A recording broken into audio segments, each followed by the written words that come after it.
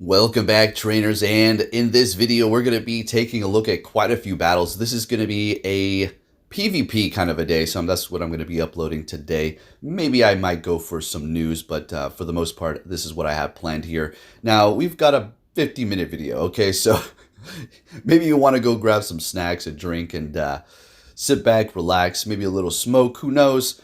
And we're going to just talk about Pokemon Go, okay? And what they could have done differently in the beginning. We've got a lot of battles here. We might do some, we'll do commentary in a little bit, but let's talk about the current state of Pokemon Go and what is really going on here. If we can try to get a beat on this, because it's all very confusing from just a consumer standpoint. All of us, just watching as Niantic is literally taking gasoline and fire to their game, unfortunately here. So when this game first came out, again, I've never seen anything like this. I've been around since, I can't say like the Atari days, right? My first console was going to be the original Nintendo, and we had a good amount of games, and man, it was some good old times. My parents were the best. I think it was my dad who really wanted us to have the consoles, and he was totally down. And it's not like he was like, he gave us the consoles, let us sit there and play, and that's all we ever did, right?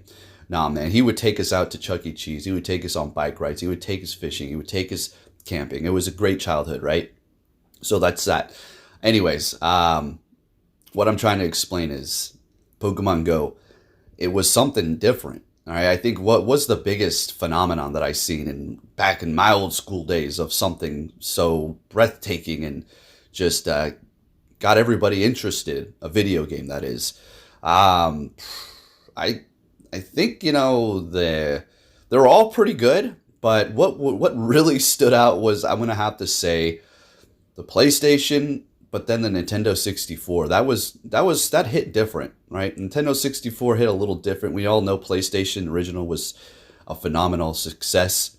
Then the PlayStation 2 was amazing. But there was really never some sort of big, massive, extreme breakthrough like what we've seen now. And Pokemon Go, when it originally came out, I had no intentions of playing whatsoever. I actually thought it was a joke. I didn't think it was a literal joke. I thought it was just like a joke of a game. Another one of these knockoffs that's going to be here and gone in another month, right? That's it. Out frolfing with my friends. And if you're an older viewer of the channel, you probably heard this 1,000 times, like an old man over here telling my stories in a rocking chair. But we're out playing Frolf, and he said, download it. I was like, okay. Pick Team Valor, because that's the team he picked. So if you're wondering what's the decision behind the team you picked, it was simply because my friend said, pick Team Valor. My best friend, as a matter of fact, was in town while all this was happening. So what got me to really stay in Pokemon Go was the gym system. That was freaking crazy.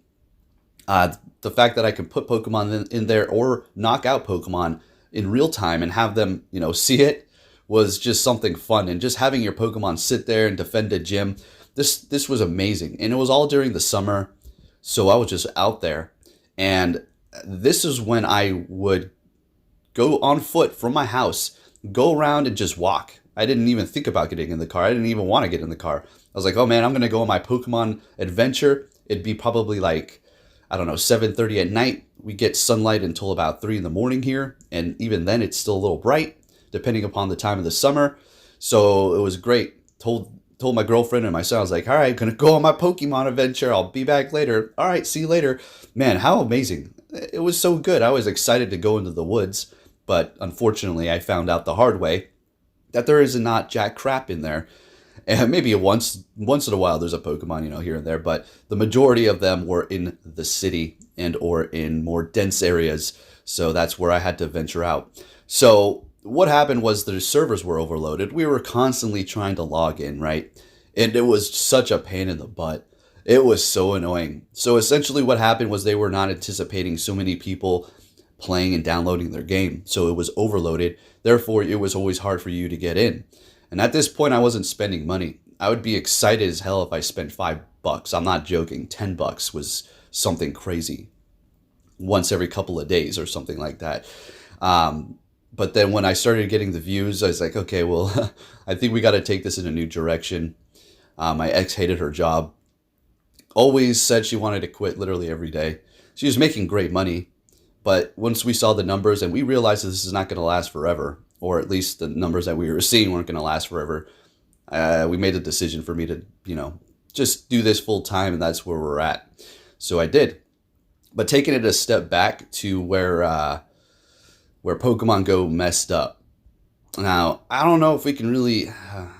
I feel like they should have been faster. That's what the problem was. Now, we were looking at one of the biggest games. I was watching people all over the place. I'm like, what is really going on here? This is a phenomenon. This is absolutely insane. Everybody is playing it. Young, old. You didn't know what Pokemon was. Maybe you hated Pokemon. You're still playing it. And it was just, wow. It was taking the world by storm, quite literally. So that's when I just started uploading really low quality, just no audio, or at least there was audio, just no commentary. It was just the game. And me battling gyms, going back and forth. There's enough to make you dizzy as hell, but they got millions of views. Okay. So that's what really jump-started everything and motivated me to continuously upload. And not only that, I was always told, as a kid, I want to test games, but that requires so much more. You can't just go in there because you like video games and start playing them. Very, very, very rare circumstances where I think that may occur, but you have to have degrees and know things. Okay, you can just play a video game and say, hey, okay, I'll test it out for you. Very rare that happens, right? So I'm over here playing a video game for a living, and then everybody's telling me, hey, no, don't get too excited. It's not going to last that long. It was always the negative. There was just a handful of people, barely, that would say, oh man, I'm happy for you. It was never like, oh, well, congrats. That's awesome. I hope it lasts and I hope you continue to do it. It was always this like envy, spite that, oh, well, don't get too excited. It's not going to last forever. I'm like, well, why is everybody else so negative about this? But then here we are, several years later, literally 7 almost, and I'm still doing it and doing fine. Now, there were some definite dark ages. Let me tell you what. Oh my gosh. So what could they have done differently? Let's take a step back there. What happened? Servers are overloaded. Game's laggy. Nobody can log in. No updates. Same thing for months and months and months and months, and it just got boring. Not for me, but for a lot of people. And I'm not going to say anything, the short attention span. I mean, the game was just literally drying up. They really had nothing new to offer other than catching the original 150, well, not even 50 Pokemon. They didn't even release everything, right? Because you got regionals and all that stuff. So what could they have done? Upgrade their servers immediately. Okay? I don't know what it requires to do that, and I'm sure it takes a lot of work, and it's not just a snap of the fingers. But I think, a couple of weeks could have done something. The lack of updates and the fact that you couldn't log in was what really killed it off in the beginning. Now, as people stopped playing and it was easier to log in, which that was the case, it was much easier and it didn't really have too many login errors, right? Once time went on. The problem then was going to be that they did not implement any sort of update, really at all. There was nothing. So we continue on a year later, or I forgot exactly how long, but many months go by, and then they start updating it. Now, what prompted them to do one of these updates is this. Now, if you're newer and you see the current gym system that we do have, that was not the original gyms that we had. How their combat power decays and all that, it was not like that. Before, we were able to put 10 Pokemon in a gym, and also duplicates. No legendaries or mythicals still, right? It was always just regular Pokemon, but you were able to stack them. Now, what would happen was people would put Blissies. Now, that's not the issue, really. It was annoying, and believe me, it really made for some good content to use like underused Pokemon and try to take out this stacked, powered up Blissey gym of 10 people. For crying out loud, is insane. That was some good stuff. So that was where I got a lot of content and just battling other gyms with random Pokemon using hard to use things or unconventional Pokemon at that point. So I'm getting a little ahead of myself, but we'll talk about the gym system really quick. So essentially, we had been plagued with bots and spoofers. So spoofers were a much bigger issue back in the day because essentially they would just go for gyms. There was no raids, right? They would just attack gyms. And not only that, they went it a step further and started using bot systems, which would attack gyms at certain times and just stack them up. See, what you had to do to prestige these gyms was attack them and build them up by battling the Pokemon in that gym of the same team, and then you would be able to make more space and then build it up. The lower combat power you used up against that higher combat power Pokemon you were battling, the more you would prestige it. So then you would probably want to use half the combat power to bring it up a good amount, right? So that's how we leveled them up, by attacking them, which I think was an all in all better system. I enjoyed it much more. So the reason why they got rid of that was because, and this is when everything started really updating and really vamping up pretty fast, is because of the bots, because of spoofers. And it wasn't just in my town, it was everywhere. And it was to the point here where they would start using mocking words, kind of mocking us, using my name and then just some sort of obscenity or profanity, but censored to a degree where it was able to be used. And it wasn't just for me, it was also other hardcore players that they were just getting a rise out of us. I would say jealous. All right, again, we can say that, but let's just say getting a rise, okay? All right, so fun story. Let's go ahead and talk about this really quick since we're sitting here for 50 freaking minutes, and we'll get back into the whole story of how it could have been a little bit better and what they could have done to, increase players to want to come back. Anyways, so the whole bot thing, I was actually actively watching somebody do it. They weren't actually doing a bot. They were just doing it in person, dropping multiple accounts with obscenities in the names. And I recorded them. I didn't go up to their window. I just kind of stood on the sidewalk recording them. And so what they did was if you've probably seen this, maybe I put it on the channel once and on Twitter a couple of times. But this scumbag, he came up to me. He actually blocked my car in because I caught him, right? And at this point, I was just recording him, and then he got out and he assaulted me. And now to this day, I got the video and everything, but it's years later. So yeah, I ain't gonna do it. But I really should have pressed charges and sued him. Yeah, simple assault, don't care. Shouldn't have blocked me in. Playing freaking Pokemon Go. He's mad he got caught. So yeah, we had all kinds of fun assaults. People followed me home. All kinds of good things. It was to the point once where I literally parked outside of my garage, because I have a garage here, and I went around my house and I went through the back door.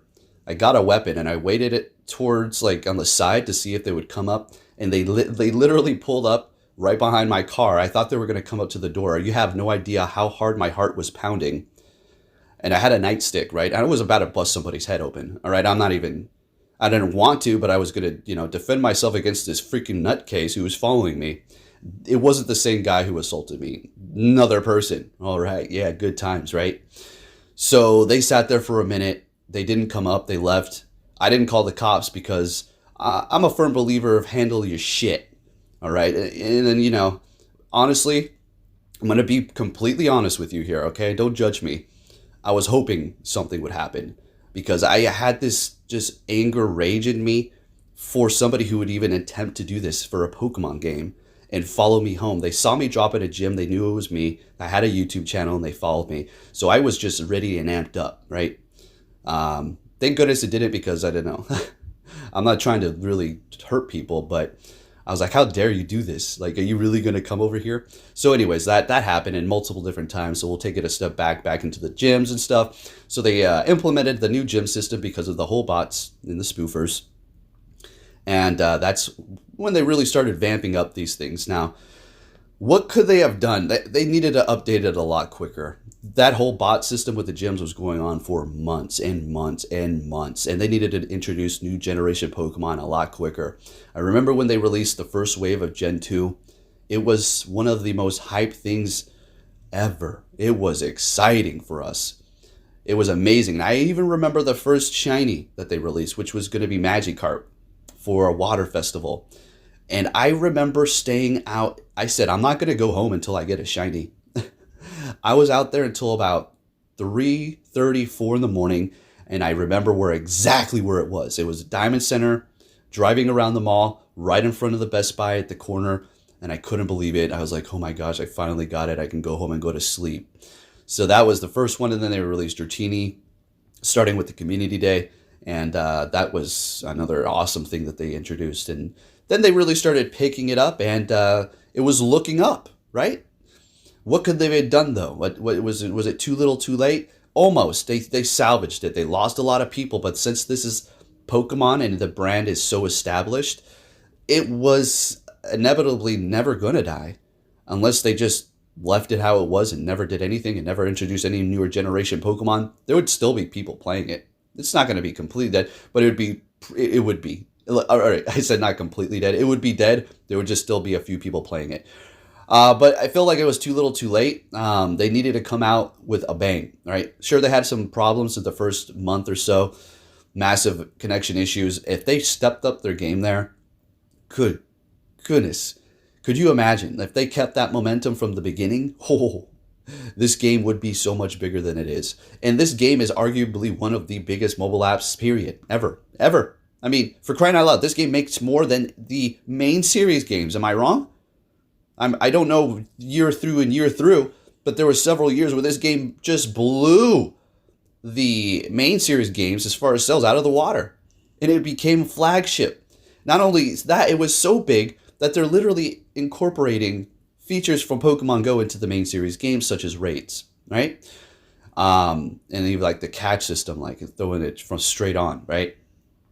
So it definitely influenced the Pokemon Company to adopt and really understand that, you know, Pokemon Go is something that they really need to look out for and nurture here. And not only that, you can use it as a massive marketing tool, which is inevitably at the end of the day what it is. It is not only a marketing tool for upcoming events for their main series games, but a massive marketing tool to get people to visit specific places and or to visit your stop if you are choosing to be an advertiser with Niantic, which is not a bad strategy. Look, I remember when raids first came out, right? Oh my gosh. Let me tell you what it was like, okay? If you weren't around when raids first happened. Now, this was in Anchorage, Alaska. They're not even we got a decent sized city. I think we're almost pushing 1 million here, 800,000 or so people. I haven't really checked, but every time I go out and the traffic gets worse and worse, I'm thinking, get the hell out of my state. Why are all you people coming here? Get out. It's too much, too crowded. Go home. Go home. I'm joking. Y'all are welcome here, but yeah, it's getting a little packed. So anyways, first raid. I'm all over the place, right? Welcome to my channel. Give it a thumbs up. Really do appreciate it. So when raids were first released, it was on just random, right? Now, this was back in the day when anything new that came out, I was on it like Speed Razor. I would be from one side of the town to the other, and I'm not going to say how fast because I was going, quote, the speed limit, right? Everywhere is easy to get to in Anchorage. You can be from one side of Anchorage to the other in like 30 minutes if you have to, without even speeding. So first one that was dropped was Lugia. And I remember the first place I did it, which is going to be freaking amazing. Watch this. So there was a coffee shop that I used to go to, and I've told stories about this. This coffee shop is Kaladi Brothers over on it's over on Tudor in this strip mall. And people would meet up, and there was gym leaders there. Oh, when I first found out about this after practicing when I lived in the ghetto and I had no job and I would play day in and day out looking for a job and just mastering my skills going up against the people in Japan, and they helped me hone my skills to a T. And I was ready, prepped, and looking good. I didn't have just a team of 6. I had a team of like 40, all perfectly trained, all IVs perfect, looking good. We're great, right? Strategies all honed up. So I went to this place. This is where the original Lugia was dropped, right? Well, at least where we were when it first happened, the closest one, I do believe. So I'd go to these tournaments, we'd battle. It was a good time. So yeah, what I'm trying to get at is the first place that I got the Lugia was one of the first places that I started going to tournaments as an adult playing Pokemon in the main series for Black and White is when I started getting into those heavy tournaments again. Did do those when I was younger, but that was a much different scene for first generation Pokemon. So when the first Lugia shows up, we're here. There's gotta, I can't even give you a beat. Like if you are an advertiser and you're trying to get people to show up, I guess at first it might be annoying because you're like, you got a flash mob of mofos over here cluttering up my entrance and lobby that are not even buying anything. But over time, as EX raids came out, we would sit around and we would buy food, and you would see probably a noticeable increase of income as these Pokemon Go players did pass through your shop or wherever location it was, right? So Lugia's here, amazing. I caught it. I do believe I caught it. And it was like full lobbies all the time, right? It was full lobbies. There's no empty lobbies ever, right? And we would all just caravan, meaning like, oh, just follow each other to the next one, which after that was Articuno. Oh crap. I was like, oh my gosh, these are here. We're getting them. And so I think my first Articuno got away. I can't remember 100%, but I'm pretty sure it did, because the next one I was super, super like concentrating to catch it. And I remember people trying to talk to me, because by then, the whole community knew me. All right, when raids came out, that's when everybody started to meet me, and I started meeting them, and that's when everybody started wanting to shake hands, which was great, and I'm not complaining. It was great. Oh my goodness, that was peak right there. So people are trying to talk to me. I'm trying to catch my Articuno. I'm like, oh my gosh, I hope I catch this thing, and I got it. And that was when raids first came out. It was freaking amazing. We would go around from sun down. It was not even well, that's probably the winter times, but in the summer times, the sun is pretty much up at like, I don't know, 3 in the morning. Okay. 4 in the morning. So we would start at like 8. Sometimes people would start right when they started. I wasn't the one who got up at crack of dawn to start raiding. I was like, nah, I got to eat breakfast first and do a few things. And I get out there like around 8, maybe 7:30. And we would go all day. We would take breaks to go have lunch and stuff, but we would spend so much money. We would raid all day. And it wasn't just the raid passes. There was no remote raid passes back then, okay? That was not even a concept in our minds. And it was the gas, too. Because we were going to run to every single gym until we could stack up these legendaries and power them up. Nah, not here, not happening. So everything's all spread out. So we're spending tons of money. We're having a blast. Raids were great. That was another pivotal moment in Pokemon Go. Another great moment was the buddy system. That was awesome. And also I need to take a step back. Go Battle League. That was it. Now, I bring this up because it was crazy on how I just my intuition on how it was going to work. Literally made a video, and I went on. I'm not going to say their name because they're what are those types of people that will you can act like buddies with them and they act like they're your buddy, and then as soon as they feel like they don't want to be your friend, or you didn't even have to do anything wrong, they just all of a sudden turn on you and they just take all your chat logs and show everybody. What do you? Well, I don't know what we'll call that. I'll call that a scumbag. Simple as that. So anyway, yeah. So I even went on a little somebody's channel and talked about it on how I thought the PvP was going to be implemented. I said there's going to be 3 leagues. There's going to be the little cup, medium, and large. Large is going to be primarily for legendaries. Medium is going to be for those Pokemon that are, in the medium range, not just second or first stage Pokemon, anything, as long as it had the combat power there. And then the little one for, Pokemon that had lower combat power. That's exactly what we've seen. And it was just so crazy to see them do that. I was like, what? All right, here we are. So PvP was released and it was over. That's what I was waiting for. I would literally make videos on it a lot, talking about it, talking about which Pokemon were going to be relevant in the smaller league and in the medium and then in the large league. And one of them specifically that I do remember going over quite extensively was going to be Medicham. Everybody's like, this Pokemon's garbage. It's useless. What's the point? And I was like trying to calm people. I was like, hey, take it easy. Take it easy. In the future, we're going to see something revolving around Go Battle League, I didn't say Go Battle. I said a PvP. That's the word we would use mostly. And it's going to be relevant. And not only that, you want to make sure that you have other Pokemon that are like Medicham ready to go for when it is released, because these things are going to be very valuable. And here we are, Medicham, one of the best. We were right, folks. And again, I'm not trying to toot my horn. I was just saying, I would just sit here and think about it a lot and over how I'd make content and how I can explain to my audience on what we can expect, because people were losing interest and I didn't want them to. I wanted them to be excited because I knew Niantic had some stuff up their sleeve, and they sure did. So they released that, with bugs here and there, whatever the case may be. was still broken. I have to argue it's more broken now than it was when it first released. We did have that stupid tap system where you had to tap your screen as fast as you can, and they made a great change when it came to what you're seeing on the screen.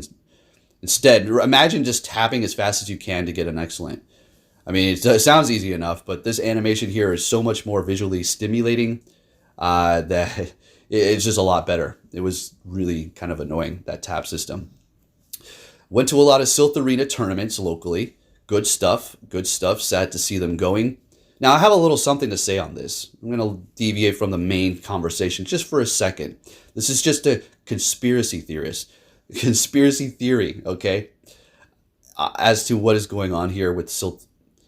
Maybe I didn't read into it. Maybe I'm a clueless dummy in this whole topic here. What I'm about to say is completely irrelevant because I didn't look into what's really the case here.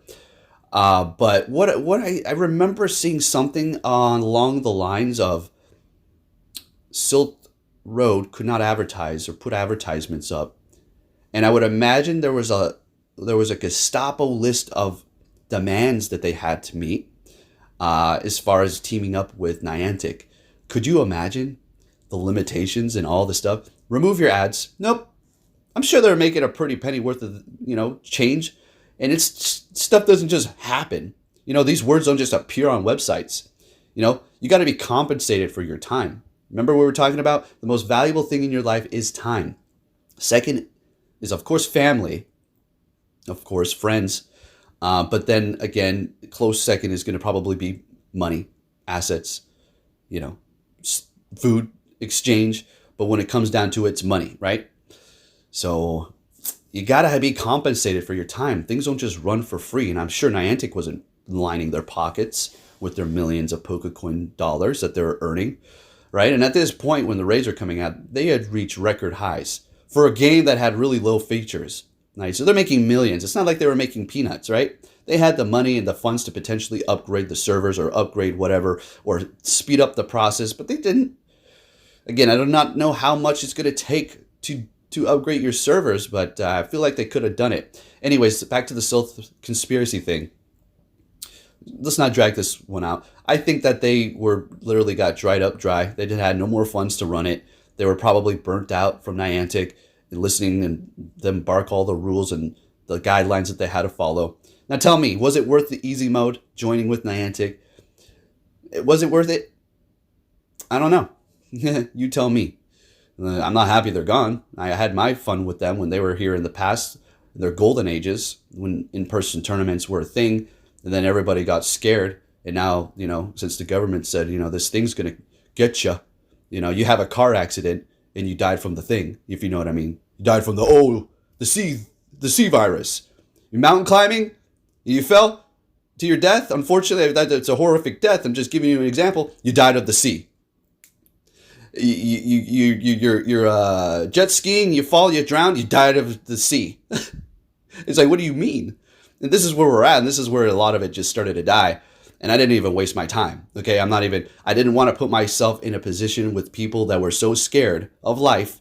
Oh my gosh. It's like the mortality rate for freaking flu is worse. Okay, don't give me it. So the whole mask thing, I just said, I put my thing on when I had to go buy my groceries, and I wasn't going to be that Ken or Karen or whatever they call them. I wasn't looking for a fight. So the only time I would go out is when I had to get groceries.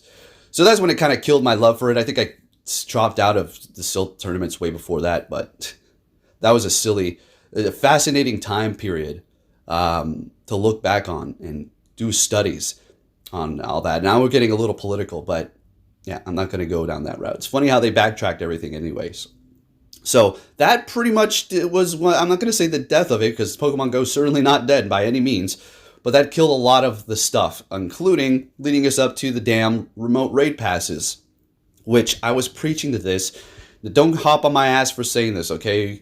You all right? You know how I do it. I just speak the truth, and whether you like it or not, it is what it is. Whether you're a fan, a longtime fan, or supporter, the truth is the truth.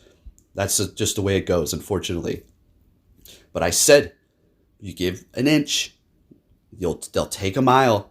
And this is where we're at. And I'm taking a mile too. I'm hopping. I'm taking them out, but it wasn't at first. Remote rates came out because of that whole thing, and my God, it changed the game. Yes, it was amazing. Oh my goodness. We could sit at home and play all day, and now they do not collect data. Well, they collect data, but they're not collecting as much data because you're not moving around. You're just sitting at home raiding, right? Which is amazing. And I loved it. And then we get to the point where they cut it back. But before that, I was trying to tell everybody, I said, they're going to nerf the rates, the remote rates, and you're not going to like it. And I was preaching the first here is Niantic. Nobody wanted to listen. I got so much backlash. I was literally branded the outcast. It was me versus the world. There was a handful of you who were on my side agreeing, like, yeah, they're just going to go back. And they did. Everybody did. And it was for a noble cause. I get it. But you weren't sticking to it. You can't yell into the internet and expect things to change forever. Okay, especially when money's involved. But I didn't. Nobody wanted to listen. I said, Niantic doesn't give a damn. They're not going to hear you. And they did. And then they came out with a statement. They said, oh, we hear you. We're going to do developer diaries and yada, yada, yada. Leave your pain and make you feel happy. Make you shut up and buy more stuff in the shop. Go ahead. That's what they were doing. And speed it up a little bit, and they completely stopped. We'll take it back a little bit, and they did developer diaries, but it was literally them talking about their favorite Pokemon and whatever. Now, I can't necessarily to attack the developers on that because they're probably instructed to do so. So you got to think about all this, okay? The more you attack the employees and the workers, the angrier and the more upset they get. Yeah, it's a paycheck and they're doing their job. But that's going to maybe almost deter them from want it to work great, You got to direct your energy and your hate. I don't want to say that. It doesn't feel right for me to direct your energy and your frustration. You don't want to hate your frustration in the right area. Okay, if you're attacking the wrong spot, you're going to destroy the motivation. You could say, well, it's their job. They're getting paid. It doesn't matter if they get hate. They still got to do what they got to do. Yeah, but we're human at the end of the day. Okay, there's a human element. We're not robots, so they still feel something there. That doesn't mean, oh, the community's hating, so I'm going to make the game worse. Maybe they're less motivated to do so, to fix it. When they know that one little tweak can fix something, and they say, maybe we'll just leave it. Because it doesn't completely break the game, and they don't really deserve it to be fixed. I'm just saying, I'm not trying to say they're spiteful like that, but that's an option on the table. So what I'm trying to get at is, man, the people who work there, look, I want to shake your hands and I'd say, you've been doing a good job, right? And I understand you're probably limited. After reading reviews, it is clear. Now, there was a leak way before we started reading reviews on an employee that pretty much said everything that we saw on that website from ex-employees that worked at Niantic, saying they were abusive, saying that, if you don't like it here, you can work somewhere else, and giving engineers priority over everything.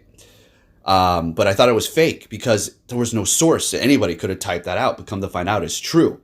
So we got to be kind to them to some degree, right? I know a lot of you are like rolling your eyes like, come on, Poke.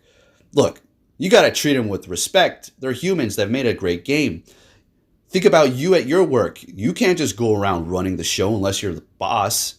You have to listen to orders. And if you go outside of the orders and a higher up kind of a job, office job, I'm not talking about McDonald's or something, some retail store, because usually you could do stuff and they'll listen to you a lot, maybe sometimes. But when you're working in a professional setting where things run like clockwork, you can't just go in and say, hey, we need to do this differently because the people don't like it. I mean, you can make a suggestion, but if you do it too much, too often, to somebody who's hot-headed potentially, you're going to get the boot. Okay? So you got to think about that. Anyways, here we are, and Niantic is not listening again. I think, like I said before, as I was preaching for the first Heroes Niantic, you give an inch, they'll take a mile, and that's the mentality that they have. But probably more so, Hanky and the higher up, whoever management, just want us to get back out so they can collect data again. And taking a hit in revenue is essentially fine when it comes down to that. Because, I'm sorry, I'm hiccuping over here. It's fine when it comes down to that because they know that they're still going to be able to secure a decent amount of revenue anyways. And the data that they collect is going to be potentially sold and making profits as well. And not only that, the data is almost more valuable than a potential certain income. Not all of it. They need income, but not as much as they're getting. And they're literally willing to sacrifice a cut of their income to start getting data again. And I can see them not even needing all the money that they're getting. Like, oh, we could shoot down to 10, 15 million a month. I don't know if that's an ideal number. That's pretty low if they get there. That's not going to be good. But just hypothetically, what if they were able to reach a 15 mil a month low and kind of just sustain themselves there? And then all this money that they're getting, like, well, we don't care. Yeah, that's nice. Great. We're making a lot of money. But our real goal is to collect your data, you see? And that's why we want you to get your asses back outside, and that's why we're limiting it, and that's why we're not responding, because we don't care at this point. They were in the middle of a hot spot during the whole pandemic, and when it was backlashing, they weren't cutting the remote raids. It was something else. I forgot. That's how minimal it was. But yeah, this is a little bit of a different thing here, and I was trying to explain it's going to happen. But I remember a time raiding, and we didn't have those. Okay, we had to go around, and it was just pretty much hitting a gym in person. Not pretty much, that's what it was. They started releasing event after event after event after event. It just started getting so crazy, and we enjoyed it. But some people would kind of, express themselves and say that it is a little bit of a burnout for them, having so many events after events, which personally it was great for me because it was content. Because one, I could report on the event as a news video, cover the event as in-game and playing, and then use the Pokemon in the event for PvP. So it was multiple videos. So it was just juicy juice. We're just, making as many videos as possible. Me and the content creators, we're taking advantage of the situation and bringing you the content you wanted to see. It's not like we're making garbage. We're making stuff and informing you that was helping you out. So I enjoyed all those updates, and they kept on going with it. But here's where I feel like they dropped the ball. Looking at those reviews for ex-employees, it seems like a lot of the good talent has left because they were fed up. And I can see, yeah, if you've got skills, you've got options. Therefore, you do not need to stay with a Niantic. That'd be probably awesome, working for them. For sure, at first. But then once you find out that some people in power there are abusive, not physically, mentally, I'm not saying they're hitting their employees. Spanking their employees. 15 paddles from Henky. All right. But if you're talented, you don't care, because guess what? If you got talent, intelligence, and skill, you take it somewhere else, and it will be utilized, and you will find a job. It's not like, oh, you got to beg and please, no, let me go, anything but that. No, they went to school. They're fine. Okay, so they just left. So there goes the talent, because they're fed up with dealing with dumb, woke, or can't say woke, but tyrannically, just didn't have the vision that they should have. Okay, let's just get it all complicated with it. Just disagreed, just abusive, all right, mentally. And well, now you've got a deterioration of developers potentially. And that's probably why we're seeing the game on the downfall. Not only that, but there's so much projects that they are thrown at them. It's like, do this now. Stop what you're doing and work on this. And not only that, but when you're done working on what we just told you to work on, we got another thing to work on. So what you were working on before that, we're going to have to tell you to put that on the back burner. Oh, but this is a pretty big game-changing bug, Does the game still run? Yes. Okay, then stop what you're doing and still work on what we told you to do. And then that project gets pushed and pushed and pushed and pushed back. And then there's more code that gets pushed onto more code. It gets pushed onto more code. And then original code and get it fixed, I guess, I'm assuming. And then things just get spun out of control into shit. All right? And they're just overwhelmed. And at this point, it is like pretty much putting a Band-Aid on a Band-Aid on a Band-Aid on a big wound. It's going to get infected, and it's going to get very, very, very bad. And then before you know it, one little cut that could have been fixed by simply tending to it in a normal manner by putting on some disinfectant and a Band-Aid and then maybe washing it the next day and then letting it breathe is now being ripped wide open as a massive infection that is going to have to be potentially amputated. Okay, that's where we're at. That's the way I look at it. Okay, so being here since day one, I watched everything go up, go down, had great times, made lots of good cash in some months, and had some really horrible months. We're talking a couple of years of dark times. Like, ooh, when the game was really dead for a while there, it was like, it was not good, but I kept on pushing, folks, and I'm still here. I'm still here, surviving and thriving, baby. You better frickin' believe it. And I'm not going to stop. I used to say this a lot. I said, I'm not going anywhere. This is just the beginning. And, well, 7 years later, I'm not going to say it's the beginning anymore. We've reached like the midpoint, maybe. And this game could go on forever. They could take it another turn. Somebody could start picking it up and really pick up the pieces here and pull it together. And when a new phone comes out, a newer technology, a newer AR system that's actually developed correctly, it could. I don't think we'll ever see it in the point of where we seen it when it was first released. I don't think that'll ever happen again unless they release a very high-end technology AR system that can be mass-produced at a cheap price and bought on a mass scale without being super expensive that everybody can pretty much have accessibility to. And all of a sudden we can wear glasses and walk around and it looks like there's Pokemon around us and we're throwing Pokeballs at them. Not physical ones, but, digital ones. But it's all through these glasses that make it look like real. We're talking a technology we've never seen before. If we see something like that, then yes, we can reach the point that it was first released back in 2016 potentially. But that's just my hopeful thinking here, folks. All right. So there is my long bit of a talking there, a little backstory. I was all over the place. I know that's the way I go. That's just what we do it over here. This video is showcasing essentially Cobalion, Pidgeot, Ampharos. It was going to be a Cobalion video. I was like, this is a long ass video. I'm just going to talk about my past in Pokemon Go. I don't want to sit here doing commentary the whole time. But check this out. I got your commentary right here. No, seriously. The next video, you don't want to miss it. It's not going to be an hour long, or it's not going to, no, it's not going to be an hour long. It's going to be a decently lengthy video, but nowhere near as long as this one. But we're going to rank up. We're going to be hitting Legend. We are going to be destroying Legends. It's going to be called the Legend Slayer, something like that along those lines. So make sure you have notifications on so you can watch the haters squirm all over the place.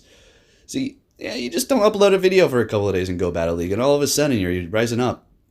No, I'll tell you the strategy, not in this video, in the next one. So make sure you, like I said, have those notifications on so you don't miss a damn thing. All right, so Pokemon Go, here we are. And now they've come to the point where they're just ignoring us. They said, the hell with you.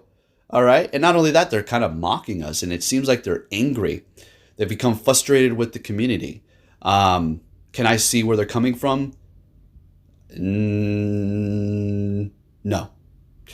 I guess there's like maybe 1% in me that says maybe a little bit that they're, they've warned us the remote raids aren't going to be here forever.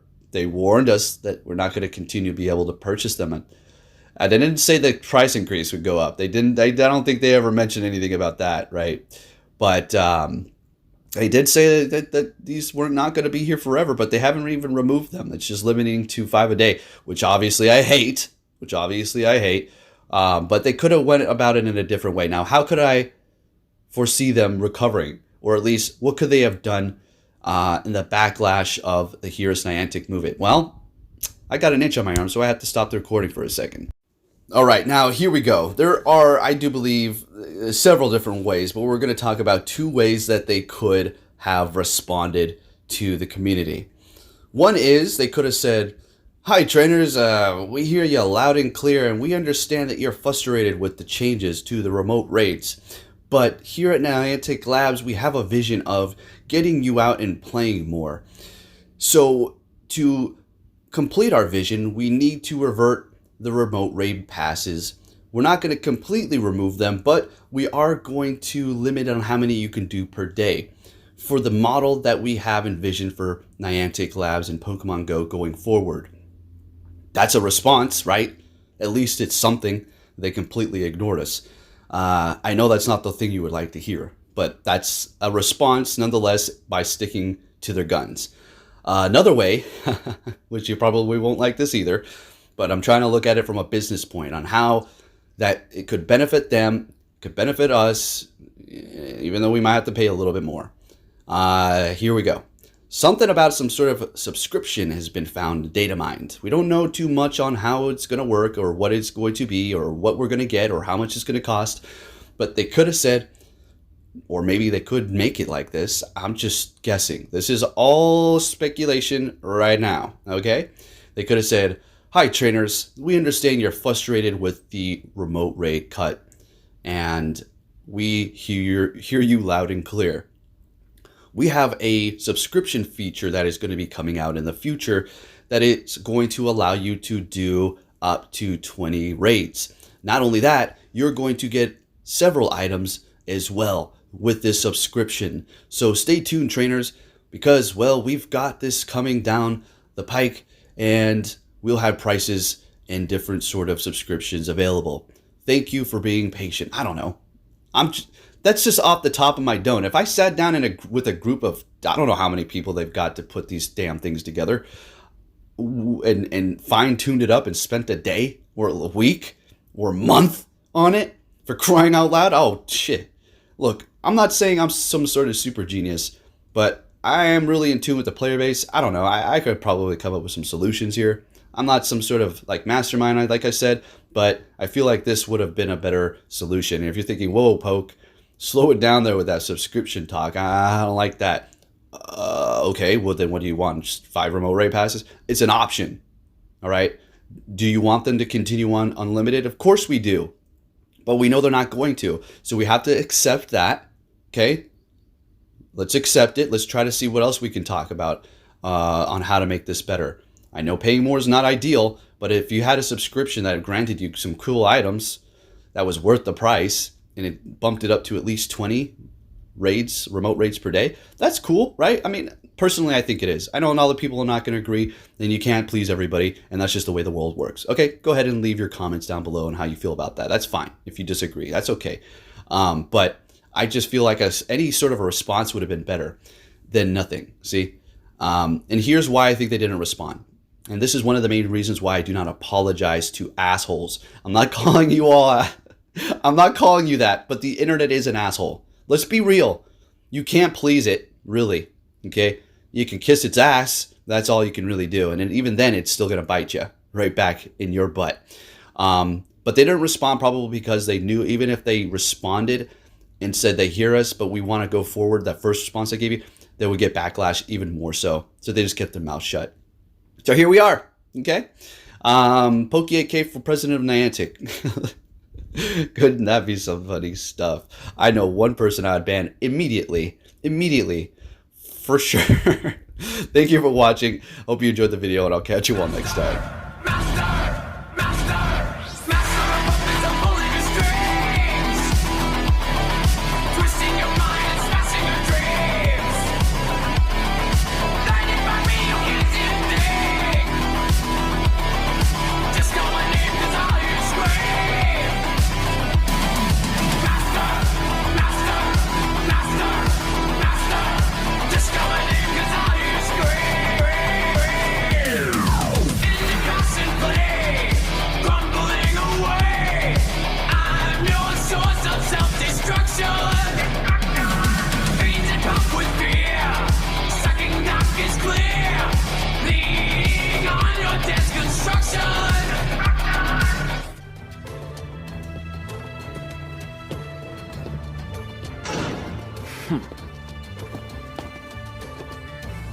Hey! So you're finally here! Fantastic!